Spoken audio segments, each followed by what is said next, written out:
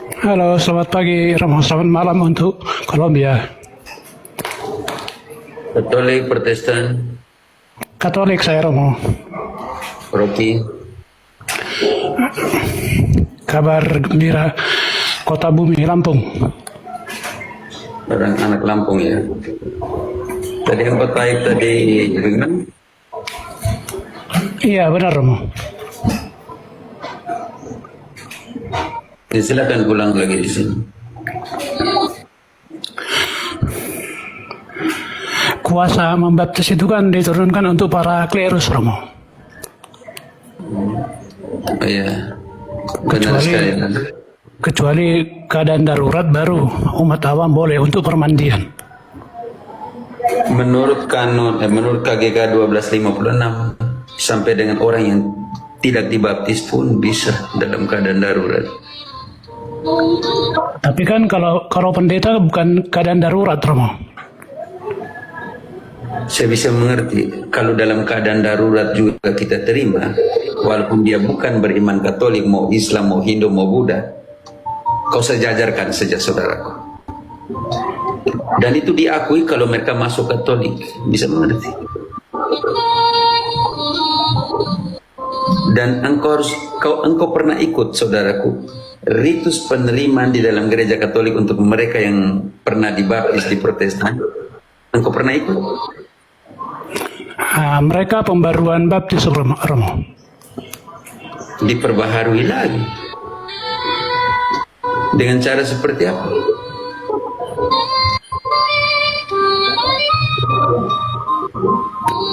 Mengucapkan janji baptis. Berarti mereka diperbaharui lagi. Kenapa kita tidak bisa membaptis lagi? Karena di dalam Efesus 4 ayat ke-5 bilang berapa pembaptisan? Hanya satu. Kalau Katolik membaptis lagi orang, apa yang terjadi dengan Santo Paulus punya surat ini?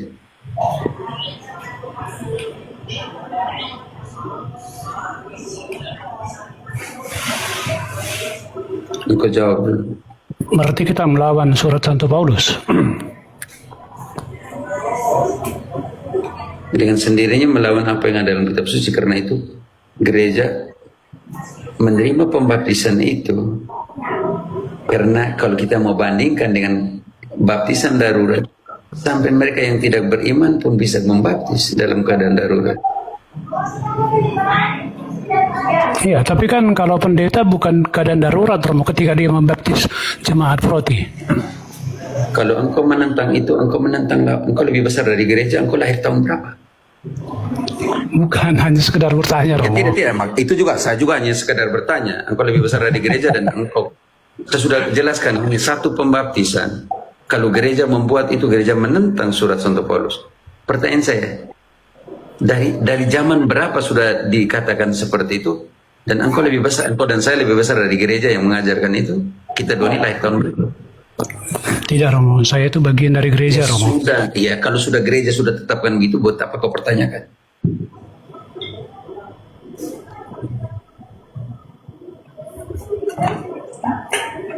Kita sudah jelaskan hanya satu pembaptisan dari tadi. Pertanyaan saya, diperbaharui ketika mereka masuk Katolik. Kalau tidak masuk Katolik, tidak akan diperbaharui secara Katolik. Oh, iya, Romo. Di pembaptisan di Protestan mereka terima minyak katekumen, mereka terima minyak krisma di dalam pembaptisan. Tidak ada. Makanya harus diperbaharui kembali.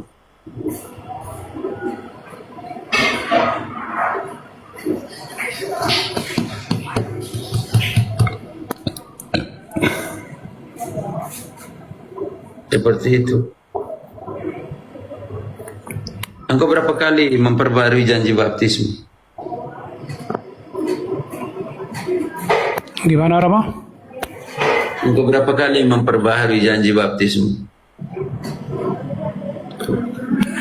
Saya Katolik, Romo.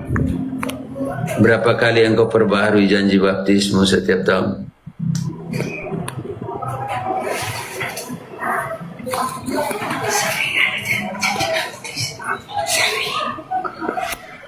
Itu pun engkau tidak tahu. Setiap malam, engkau berapa kali ikut malam Paskah? Paskah sekali setahun, Romo. Ketika malam Paskah, engkau berapa kali ikut perayaan malam Paskah dalam hidupmu? Iya, setiap Paskah saya ikut, Romo. Malam Paskah, bukan Paskah hari Paskahnya, malam Paskah, Sabtu suci. Iya, saya selalu ikut, Romo. Apa yang terjadi dalam ritus malam Paskah?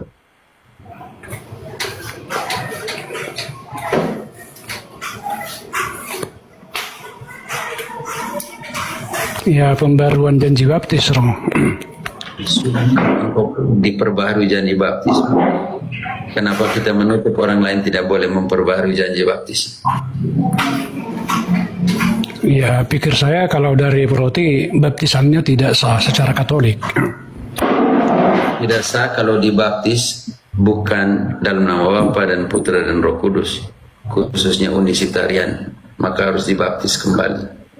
Kalau pembaptisannya Bapa, Putra, Roh Kudus, yang darurat saja yang bukan beragama Katolik bisa membaptis, apalagi mereka bilang mereka percaya kepada Kristus.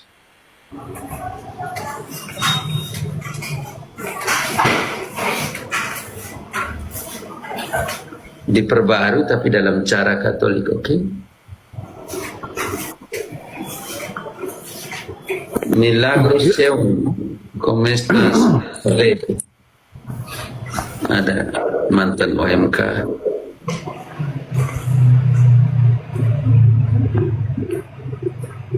Lotus itu saya punya mantan OMK, aktif sekali di gereja sampai sekarang, yang namanya Milagros itu. Milagro, ¿quiere subir o qué? Estamos aquí en Retiro, en Montería. Mañana Andrés va a ordenar.